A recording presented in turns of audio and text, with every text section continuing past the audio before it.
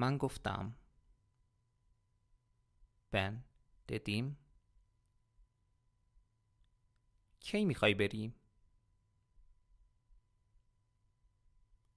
Ne zaman gitmek istiyorsun? او گفت. او dedi. من میخوام فردا برم. Ben yarın gitmek istiyorum. من گفتم. Ben dedim. چرا میخوای بری؟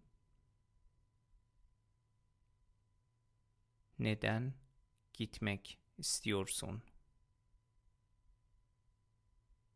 او گفت. او dedi. من میخوام بفهمم. Ben anlamak istiyorum. من میخوام ترکی بفهمم. Ben Türkçe anlamak istiyorum.